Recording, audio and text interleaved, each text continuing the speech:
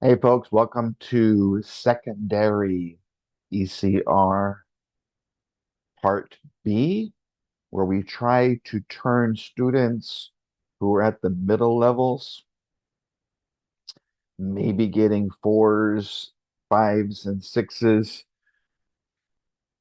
on their essays to hopefully by April. Remember, this is not an October, November, December goal. It's a March and April goal to try and get eights, nines, and tens when you combine the grades of organization development, where you can get up to 3 points from each reader, and conventions, where you can get up to 2 points. Okay. So on our last video, we saw a structure, a basic structure using the three IBC, the three IBC in 4 parts, because the 4 parts are: you have your topic, your idea, no hook, no attention getter. You have the body that has a combination of just evidence that's explained, or another piece of evidence that might be explained, and an ending. Okay. And we used that 3 and 4 to get a score of 5 or more. And after we did the rough draft, then I showed you how to use my quick check scoring guide to turn that maybe probably 1-1 organization development conventions into a 2-1, uh, or perhaps even a 2-2. But um, we know that writing is subjective. So what's the difference between a 1-2 paper in organization development and a 2-3? Okay. The head is going to be our introduction. Our body will be our body. Our evidence that we explain or we try to explain, we'll call the shirt the explaining, and the pants the evidence, or the other way around. And, you know, because our prompt said throughout the story, then ideally you're going to want to get the best chance to get a 3 in organization and development. Think of the word experiences that was in the topic, and throughout the story, that means your evidence from the text would probably need to have more than one piece. Okay, so differentiating between uh, present and effective is that an introduction that's effective might have what I call the hat or the hair. Whatever you write first before your topic and your idea or ideas to get the reader's attention.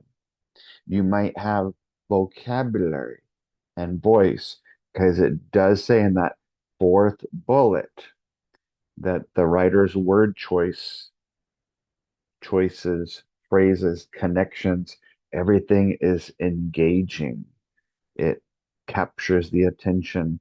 And so that makes a not just a 1, 2, 3, it makes a stronger 3 whenever you follow that fourth bullet that we've talked about. So when we talk about word choices, think of this: that there's higher vocabulary used in a more effective essay, and better transitions between the ideas, connecting ideas, as well as voice.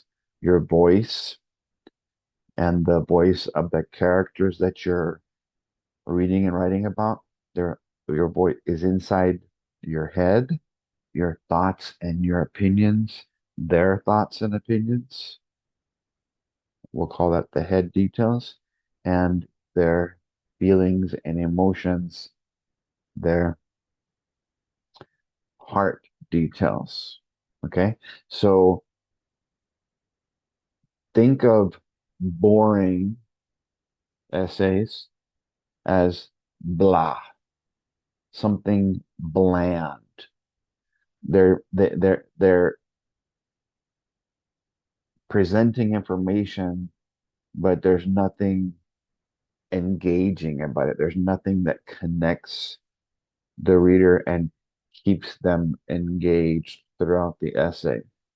And yes, because of that fourth bullet that I've been preaching to you about, we want to try and get our middle to higher students to start little by little adding these things in. Now, I am going to show you several different tools and techniques from the reading and writing guide that I sent you in our 2.0 uh, digital copy, and I'll even show you the page numbers and such. Remember that the uh, development, when you try to get a 3, you might remember that whether you're doing informative, expository, opinion argumentative, or correspondence with one of those, you need to EXP in the body. EXP is explain. Okay. Another EXP is to EXP explode. And so whenever you do have evidence that's on the line, remember explaining is writing between the lines or typing between the lines. So whatever you have on the lines, that will be your evidence. And then you teach your students that I need to be able to use my own ideas about the topic, about my thesis, my controlling idea, so that I can tell you what I think about that piece of evidence relative to the idea that I chose, my thesis, and the topic. Okay. So a weaker paper might only have one sentence of explaining, whether it's secondary or elementary. A stronger paper might have two or three, or perhaps even more than three sentences explaining evidence. There is no magic number. Let me be clear on that. But what you might teach your students is each time they write an essay for you, then go ahead and add or ask them to add one sentence of explanation. And so when you use that quick check rubric that I shared with you in the last video, you might be able to ask them very specific questions. And I call that GPS, getting pretty specific about what you're explaining. And then, of course, if you ask the right questions, then your students will be able to explain and explode as they write. Okay. So another thing, whenever you're looking at food that tastes bland needs some spice and some flavor. So one way to look at voice is all of the things that I'm going to share with you are your your your voice. Now, um, in the folder we're going to look at in a moment, on the bottom of the first portion, it has the acronym TOES. So if you remember this saying, and I'm going to show you a little picture that I drew of it, it says, don't judge a person until you've walked a mile in their shoes.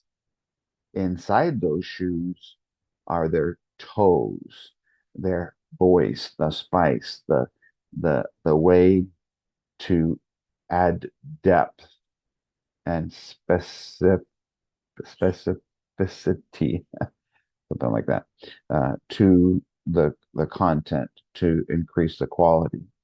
And so as you transition from the introduction to the body, your basic transitions are going to be okay to be present, but you're going to be teaching your students that have more effective 1, 2, 3 transitions to the body would be kind of like a necklace or a tie, perhaps. Think of it like that.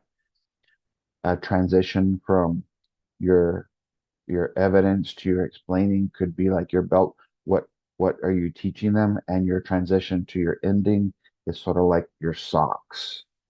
We don't have the same socks. You don't always have to have every single kid say in conclusion or all these exact same phrases.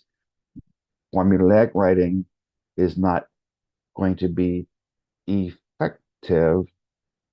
You might get the good score. Yeah, that happens a lot. But according to the true sense and the true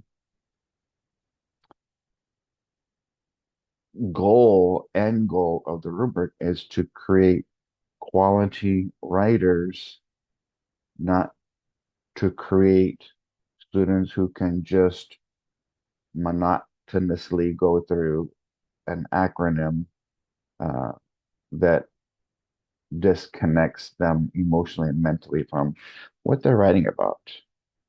So the last thing I want to talk about before we get into showing you that these ideas on my reading and writing guide is the conclusion. Conclusion.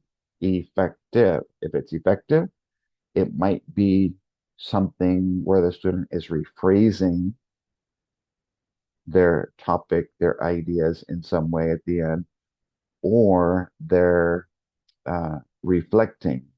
They're making a personal connection or a real world connection, or they're doing something that is sort of like the the laces on your shoe that tie the essay all together in some creative way, uh, using toes or using a heart and head connection. I'm going to be showing you some several different ideas that can be utilized. So let's take a look right now at, you have a digital copy. My printing company is working on these so that you guys can have a class set of hard copies. Once they're ready, I'll send them out to you in the mail. When you're trying to just get a one or a two, you might just have one sentence about the topic and one that states the idea or the ideas, which means there's not going to be, as you see here, there's not going to be a wow, there's not going to be a hook, a lead, an attention getter. They won't be putting much thought into their ideas. They won't be sharing their opinions or their thoughts. They'll just be sharing an idea or ideas about the topic. They might just have one or at the most two pieces of evidence, and they might only be explaining with one or at the most two pieces of evidence. Or if the evidence is related, you might have um, um,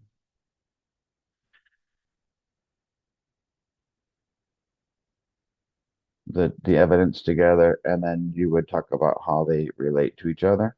Or you could say, okay, there's this is a paired passage like the one we're working on with the fire and the flood.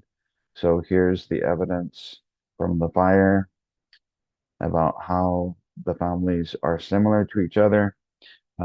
And with one sentence of explanation, here's the evidence from the family that dealt with the flood, and here's their sentence of explanation how they helped the community. And so the color coding can help in terms of how many sentences do you spend doing this portion right here, explaining and exploding your evidence based on what you decided to use in the selection. So that's why there's a why there. Why did you choose that idea based on yellow highlighted evidence? That's G, green explained, and hopefully exploded, where you do what I said earlier, GPS, where you get pretty specific using what I call 8 Ws: who, what, when, where, why, which, and how. And so when you see me write the rough draft, I went ahead and labeled these for you in the explanation so you can see what kinds of details can you use to type or write between the lines. And again, in conclusions, you want to try and rephrase to write things in a slightly different way or reflect higher level thinking. And then, of course, you would take time to go back and edit and revise the essay. So what we're going to do this time, as we're going along, we're going to pretend like we've already written the rough draft because it's already in your handout, and I'll make some changes along the way if I feel like I need to. And a reminder that the essay has a conclusion that's sort of like shoes, and so you you can think of conclusions like this. They're either dessert, if the introduction is the appetizer and the body is the meat of the evidence and the vegetables, uh, the way you explain them, then the conclusion would be like the dessert.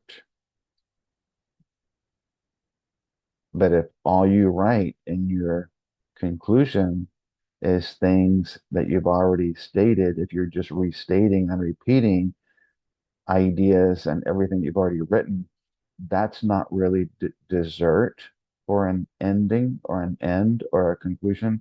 That's what I call leftovers. Okay.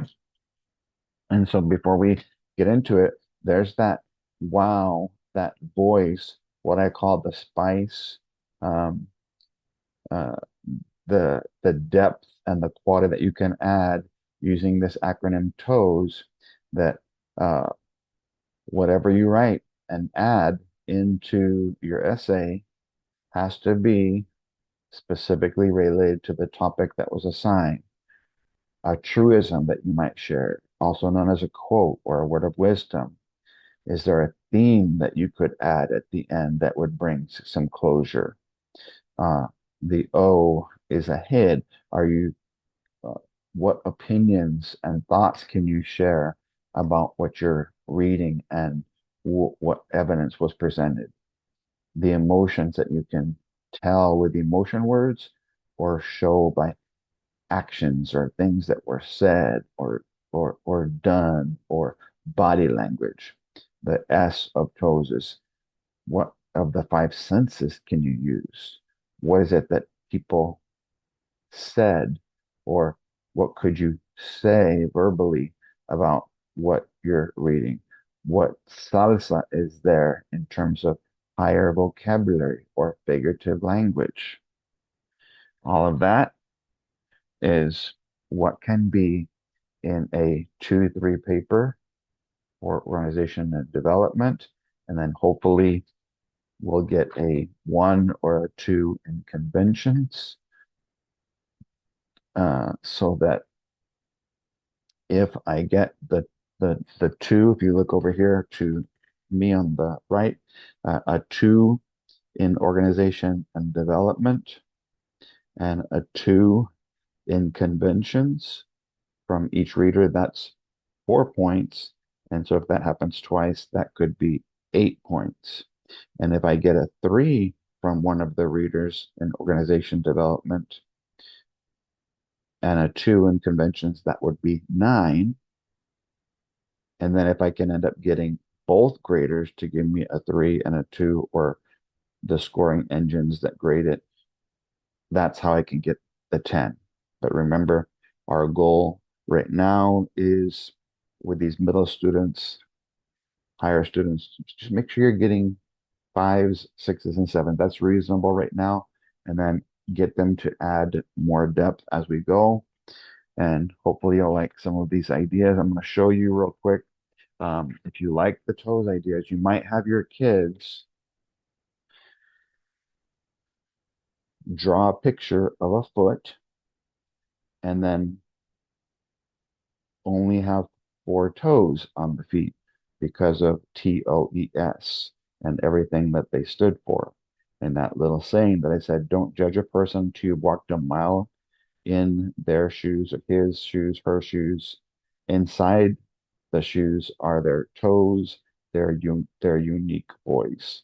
So the the voice is who you are on the inside, who the characters that you're reading about and writing about are on the inside. Okay? So that's the idea that we're going to follow. So let me come back out and I will show you um, our next part. I'm going to show you, uh, we're going to be brainstorming, planning different books, attention getters, and af after that, we're going to be able to see exactly what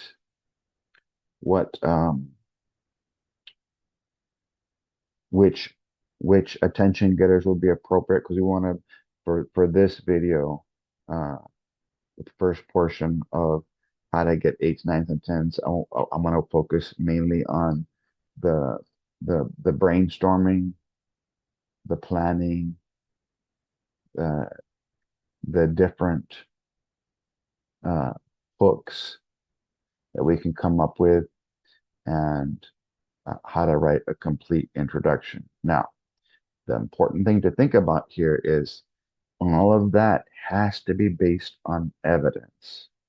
So before we get into all of the different books and attention getters, the hats, the hair, I did want to show you something that's in your handout on page 12.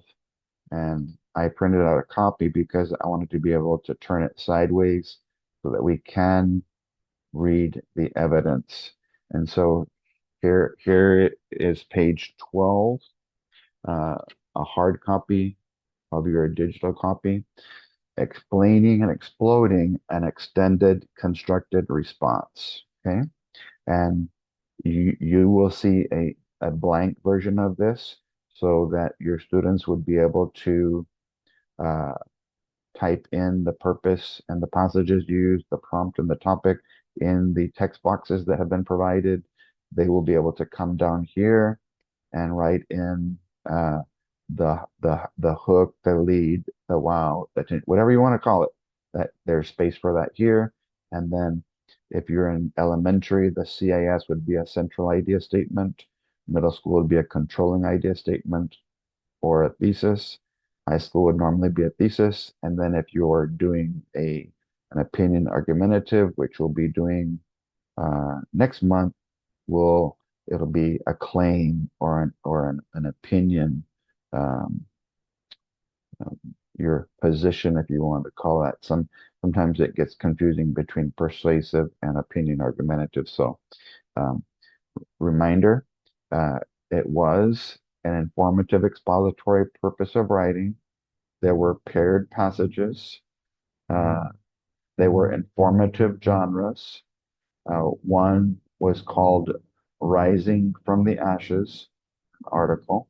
The other one was uh, the Asheville Flood.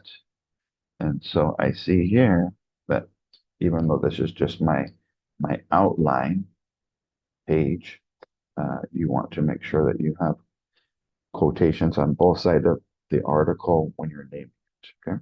The prompt slash topic was explain how the experiences, plural, of the Barona family throughout rising from the ashes are similar, not the same, but similar, in common, related to each other, to those of the Sariano, the other part of there, it had two last names, Baez family in the Asheville flood.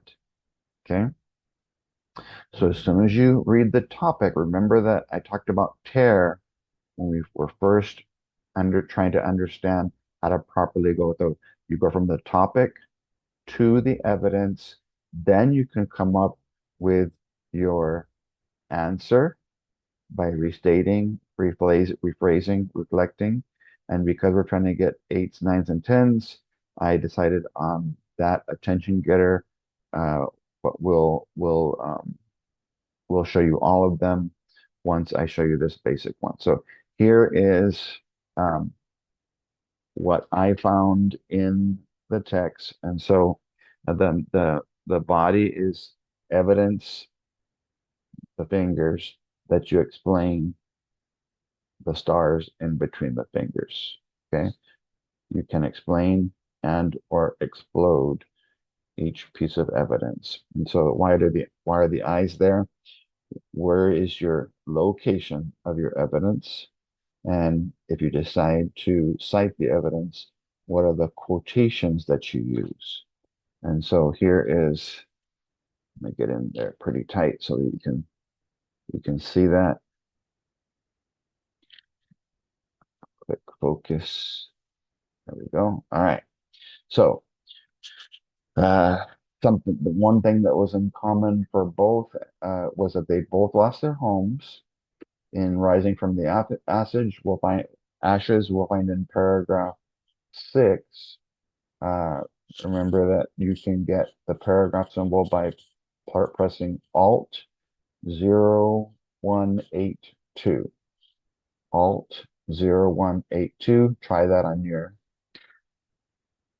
Word document or wherever whatever kind of program that you use to type, and it'll pop up. So in paragraph 6, 2 weeks had passed and they returned to their home.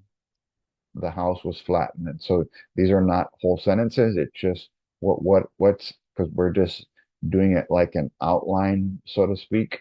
In the Asheville flood paragraph 8, the house was full of water. It was tilted at a weird angle, and a tree had smashed through their front porch. Inside it was worse, completely unlivable. And so we're going to try to take that evidence and do our best to explain it. Okay. And notice I haven't talked about the introduction. We talk about the topic and the ideas yet. Second piece, okay. In spite of losing their home, which was in common for both, the next thing was in the Rising from the Ashes, the family was helping others in their community. So that middle finger is how the Barona family helped others. In paragraph 7, over the next several months, the Verona family helped the community slowly begin piecing itself back together. They gave an example of it. They assisted in the clearing of debris that was spread everywhere imaginable in the city. That was one example. And again, you just need to find something. If you find that somebody is helping others in one passage and somebody is helping others in the other passage, that would make it similar. And you can use that information as relevant, related evidence. The Asheville flood in paragraph 9, the Sariano family joined many other volunteers to collect food, water, clothing, and other emergency supplies.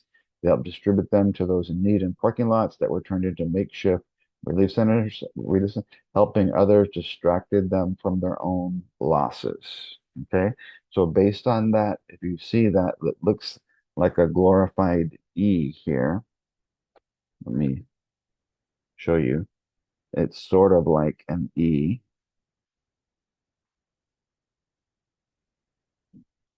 So there's a big capital E there.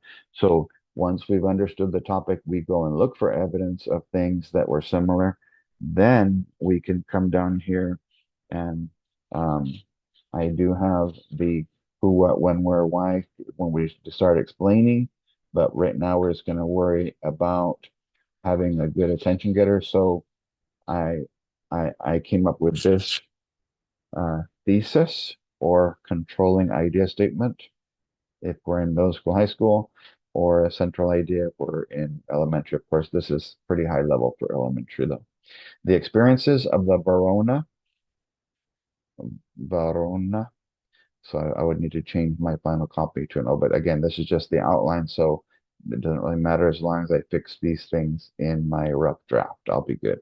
And Baez families were similar in that even though they both lost their homes, pointer finger evidence, they helped their communities recover from the damage that was caused by the two, uh, we might say, horrible. They both had the very negative experience of losing their homes. That's me adding my own ideas into the uh, evidence that I plan on using. They both helped their kindly help their computer. So all those little things are my ideas, my interpretation of the text, even though I'm just writing my thesis statement that was caused from the two uh, horrible, terrible, anything from the opinion section. And we'll get into that in a little bit. Okay. So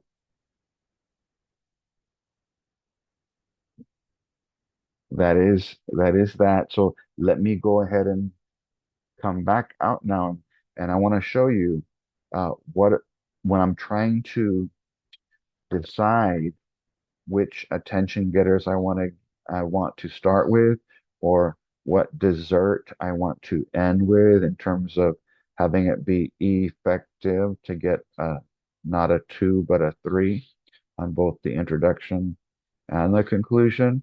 Present 2, effective 3. Uh, what I want to be able to know using pose to explode the essay. I can also try to think what hat, hook, hair could I use to get the reader's attention. And so that's where I'm going to go back into the digital copy of the handout, and I will show you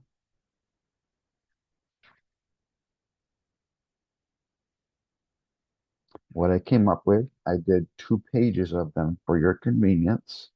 So you can see these are things that are going to add spice, not just to the introduction and the conclusion, but you're going to see in my rough draft that I took certain details that I came up with using the guidelines from the how to hook the reader. Um, uh, Let me show that again to you real quick. How to hook the reader. Share from the document camera real quick to make sure you can know where to go look for this. How to hook the reader. That's what that page looks like. It's in your reading and writing guide that I sent you on the very first email, and you'll find that on page 74 of your reading and writing guide. And so I'm going to be using numbers 1 through 7 on this list. Each time that I work with you, I'm going to be talking about a different one of these when we're trying to add quality and depth to the overall composition so that by the time we get to April, we're going to be able to have lots of great quality all throughout so that we can find the secret to writing a unique and creative Bling extended essay using our body, our clothing, accessories, and even food to keep the reader hooked and engaged. And whenever we're using my train as the plan, the whistle, uh, the engine has the little whistle, and he blows that to get the attention, not of um, the reader, because he doesn't have a reader, but he blows his whistle to get the attention of the cars. So basically, the cars are sort of like the readers. Okay, so that's on page 74. Let me go ahead and um, come back out now. I want to make sure I come out so that um, when I go back in, it actually goes to the right page because I've done this before where I share and it doesn't actually share, unfortunately. Uh, and that's frustrating. All right, so there we go.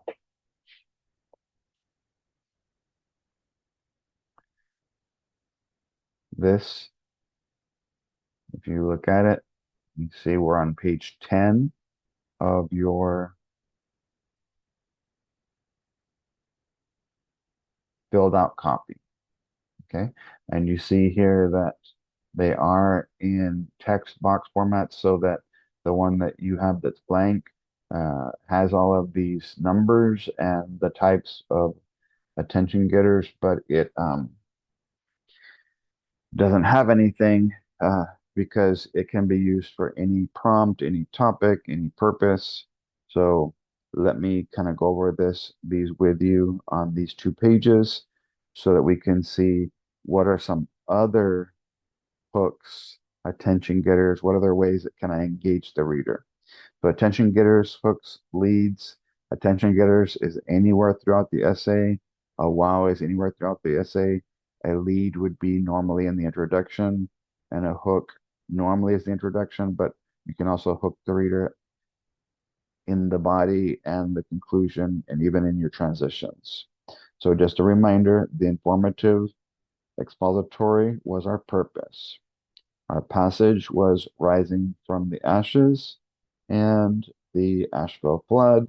Our prompt, our topic, and the W was Explain how the experiences, plural, of the Verona family throughout Rising from the Ashes are similar to those of the Sariano Baez family in Asheville Flood.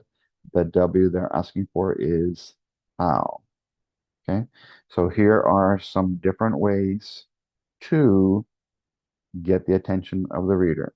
Number one, exchange at least one or more of the prompt words when writing your CIS, the central idea statement, the controlling idea statement, thesis, or claim. One or more. You don't need to transform the entire thing. Keep some of the prompt words, keep most of them, but maybe change something so that the the word choices are different. So what I often say when I'm talking about this is that the reader is the eater of your words. And if everybody is writing the exact same words because of restating and repeating, then the reader has to keep eating those same words throughout the beginning, the middle, the end of the essays, from one student to the next, to the next, to the next. And pretty soon it's like their brain gets fried from having to see and hear if they're reading orally the same thing over and over. So here's at least one or more words changed. Encounters instead of experience that occurred with Barona and Sariano Baez families were similar because even though they both lost their homes due to natural disasters, they spent time helping others in their communities. So I do see some mistakes that encountered. So you can say were, and again, I won't be saving these. Uh, I'm going to leave them with the mistake. So when I finish, I'm not going to save the changes so that you can see it the way I'm seeing it right now. Helping others in their communities, period. All right. Number two, it write a sentence in your introduction or conclusion or in the body. Like I said, it can be anywhere that tells or shows yours or a character's feelings about your idea you chose in response to the prompt. So we want some feelings and emotions. Uh, Feelings and emotions are going to be on, I printed out the sheets so I could get them.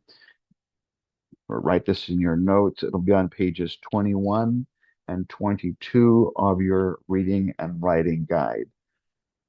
Hundreds and hundreds of emotion words that can relate to any possible scenario, problem, conflict, adventure that your students might have. One of the most delightful things to see in life is the opportunity to observe people sacrificing their time and energy for others in spite of their own discouragement and broken hearts. So there's where the emotion part comes in. What you might have your students do when they're writing their rough draft, or when you are reading it, you might draw a little heart around emotion words, or little circles around opinion words, circle as in the head, uh, uh, placing little V's on vocabulary, possibly. Okay. Our next one, number 3. Write a sentence in your introduction or conclusion that includes your point of view or opinion about the idea and or evidence example that you use in your essay. Opinions are going to be on page 20 of your reading and writing guide. Having their homes demolished were very horrendous acts of nature for the families in these articles, comma. So it was very inspiring opinion and encouraging opinion, horrendous opinion, that both families were dedicated to doing whatever was needed to rebuild their cities. And so some people say, oh, you can't put your voice. Yes, you're allowed, because it says clearly state your ideas, the writer's ideas in the fourth bullet. It mentions the student's ideas, the writer's ideas multiple times in the rubrics. So you are allowed to put your insight, your point of view and perspective about what you're writing. That's the whole concept of an extended constructed response, is your interpretation of the text explained in detail. Okay. That's the difference between an extended constructed response and a short one. The short one, all they want is the answer and give me some evidence to back it up. You don't need to explain it. You don't need to expound on it. You don't need to explode it or add new voice or anything. All right. The last one before I have to scroll. Ask a question in your introduction about your idea and evidence that you plan on explaining, instead of asking only a question using the word from the prompt topic.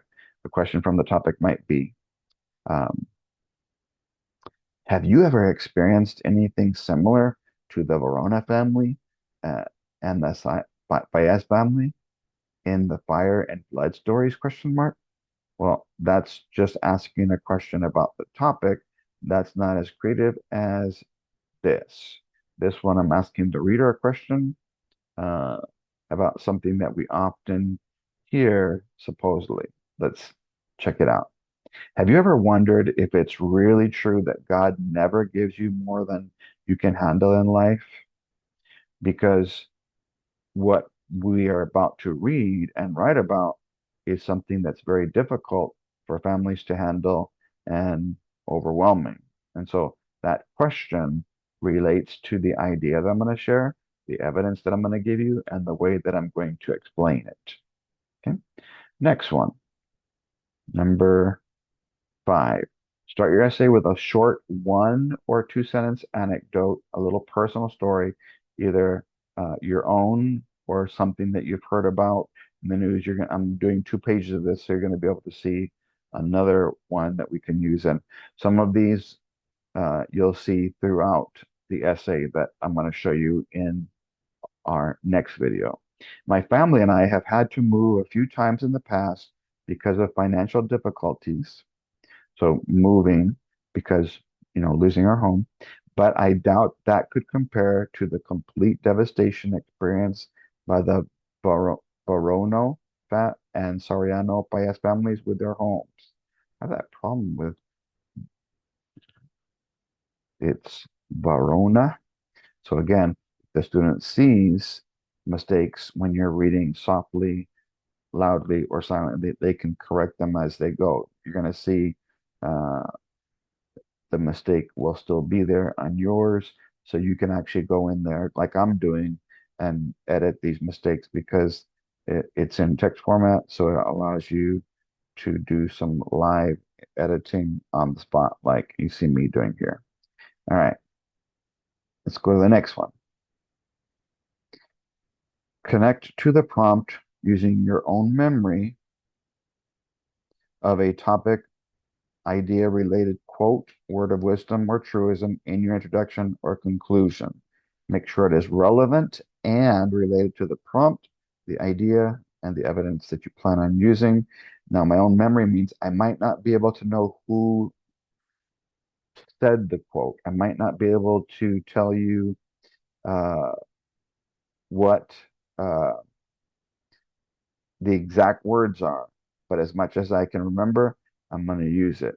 And so when anybody from secondary tries to tell me in a message or an email or in a comment, I don't think it's a good idea to use quotes, truisms, and words of wisdom. That's too high level for students. Well, my fourth grade teacher friend that got lots of fours back in when the four was the highest grade, she had her students write quotes, truisms, words of wisdom, either as part of the introduction, the head, or part of the conclusion, the shoes.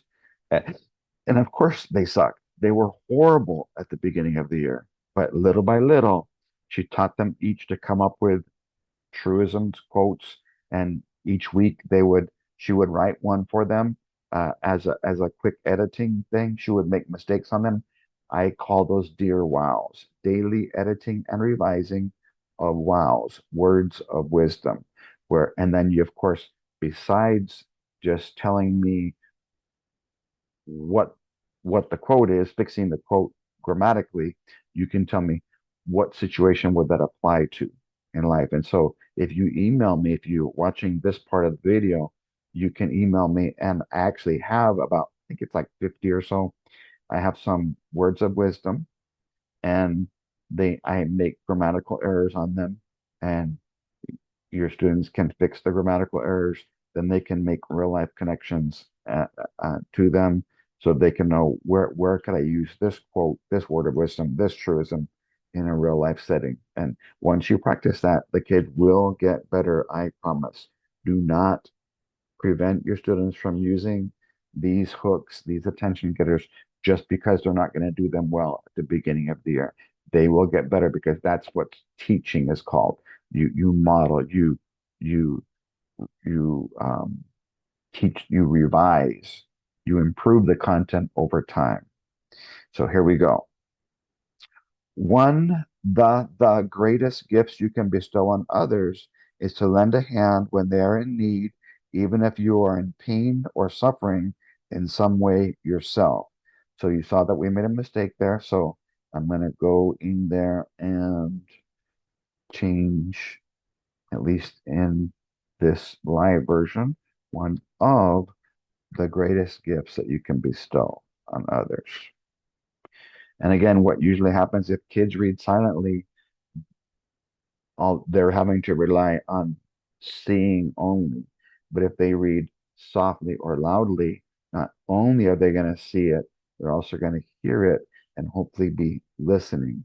And students that are really good learners, think about this. Listening plus looking equals learning, kind of like the sprinkler. Okay.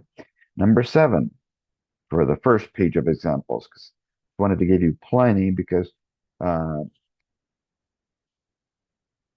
we're only going to have a total of 12 hours for secondary and 12 hours for elementary. So I wanted to make sure you have plenty of ideas. And so I'm hoping that some of you elementary teachers are watching this so that your kids can also have some attention getters. Of course, they would be more simplistic.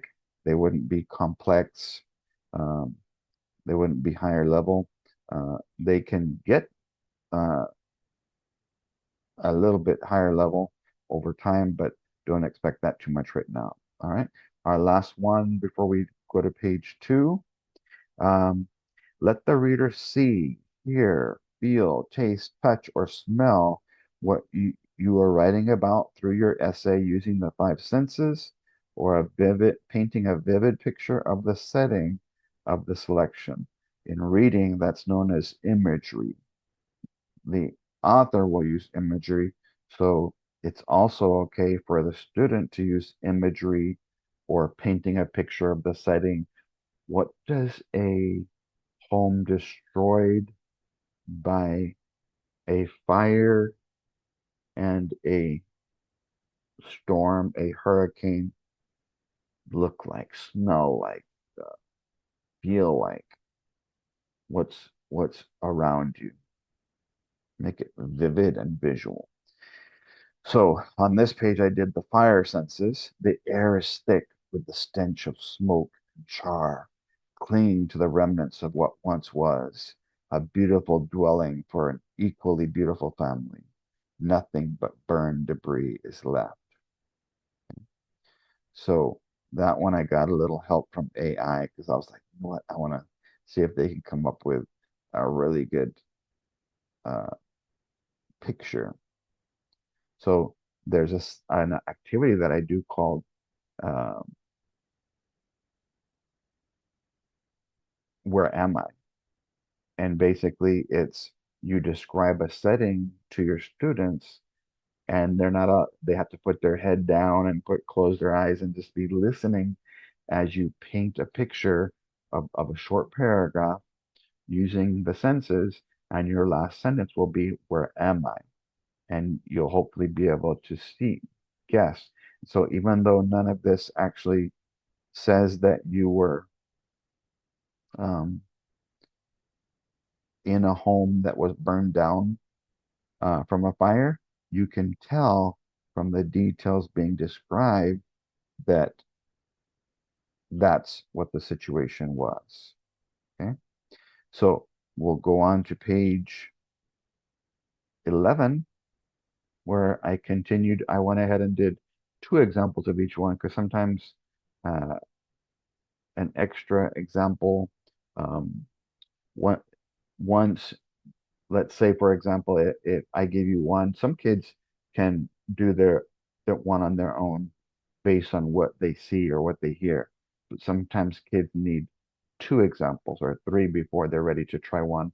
But here's my suggestion. Instead of having your kids take these ideas, because these are higher level concepts that we're sharing in these eights, nines, and tens, have them try them first in a group setting, then work with a partner, and then they can start trying them on their own over time. I think it's too hard to go quickly from showing these to the whole class, and then giving them a blank one and then making them do them solo. It just won't work out. Okay, so here we go. Round two, using the same seven hats, hooks, hair, attention getters. Again, exchange one or more of the prompt words. The painful ordeal of losing a home by the Verona and Soriano families were comparable, in other words, similar, slash alike, similar, based on how they chose to help their communities during and after tragedy took place. So again, you do see me touching on uh, losing the home, helping the communities. When did they do that? Uh, so that's me um, using a combination of the topic and a couple of my own ideas that I throw in. Write a sentence in your introduction or conclusion that tells your character's feelings. Even though the two main families in the stories were languishing emotions and grief emotions at the loss of their homes due to fire and flood, they chose to bring hope emotion and peace to their city. And of course, how do they do that? Well, we can use evidence or explain why that is a good thing. Uh, how is that similar? Number three, an opinion, a point of view. When unfair opinion and unjust experiences happen to people when they least expect it, those impacted can either just throw up their hands or put them to work helping others. When you throw up your hands, that's an idiom. They don't literally expect you to throw up your hands. Throwing up your hands is an idiom that just means that you give up, that you stop trying, that your discouragement has set in. Okay? You scroll down to 4 through 7, and we'll wrap up this lesson. And our next video will be how do I take this information that I came up with on the hand page for the outline, these different uh, spicy additives, hooks, attention getters, uh, blings versus blah that we can add to make a halfway decent rough draft that is somewhat explained. All right, here we go. Number 4. This is the one about asking a question.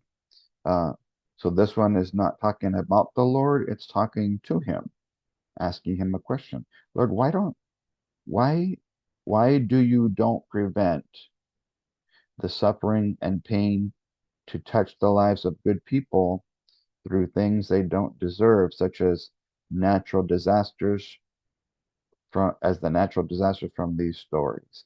You can see there's something, it doesn't sound right. And so what I'm going to try and do for you and with you is how do I rearrange this to make it sound, what is the best revision in sentence 4? Okay. So because there's a double negative there, I want to get rid of one of those. So this is what I often call, and I'll put it in here. I call it a TMI. Not too much information, but a teachable moment of instruction or a teachable moment of intervention. A teachable moment of instruction is something that you might do if you're just having a few students struggle with a certain skill or a quick uh, addressing of a grammatical thing. This is revising so that they would see content. And so a short constructed response would be them having text entry that would make the sentence improve in the quality of the content. So how do we do that? I'm going to get rid of one of the don'ts. Lord, why, let's try this. Why don't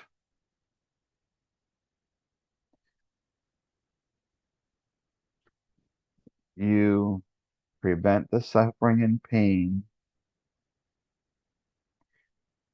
Why don't you prevent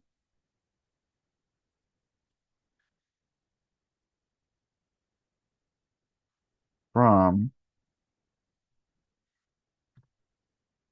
touching the lives of good people through things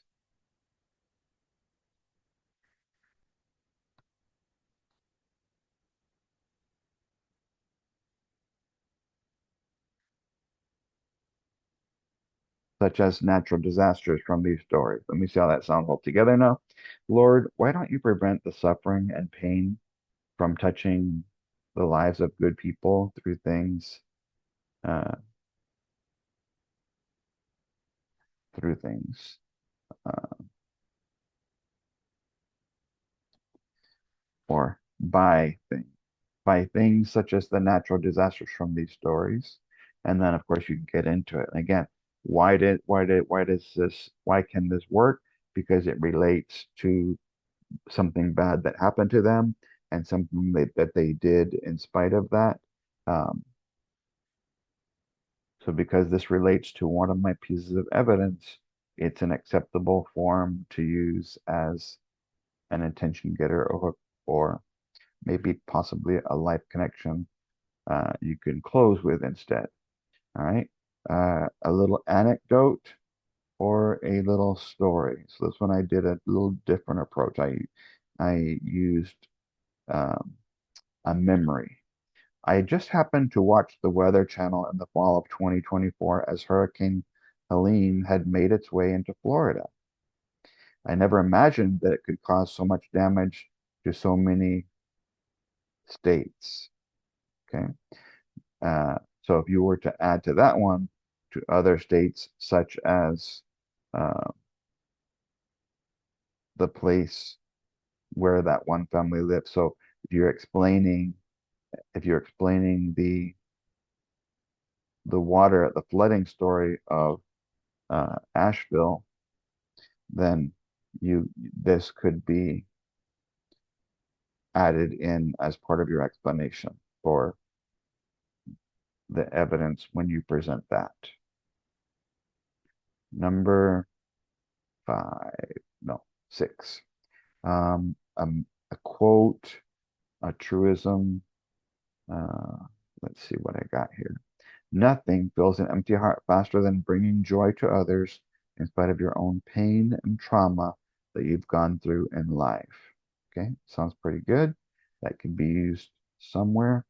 Um, that might be something to use at the beginning or at the end. And I think I'm not sure if I think that's the one that I ended up using on the rough draft and the little hand as well. Our last one, since we did uh, the the fire senses in one, we could do the flood senses because remember when you're explaining evidence, you want to be able to explain evidence from both passages. And so this might be your explanation you would include when you're explaining about how the flooding caused damage in their home, causing them to have to move out. The sound of dripping water still lingers in the aftermath of the storm and its fury. Beneath their feet, the knee-deep lake from flooding had filled their homes with a putrid, foul odor. So I've got this here, the senses. I got this. I could hear the dripping water. Um, Angry storm. I can almost see that personification uh, taking place. Uh, I can see that it's below my feet, uh, it, uh, beneath their feet, the knee-deep lake. So it's not beneath my feet. Beneath, beneath, I might say beneath them.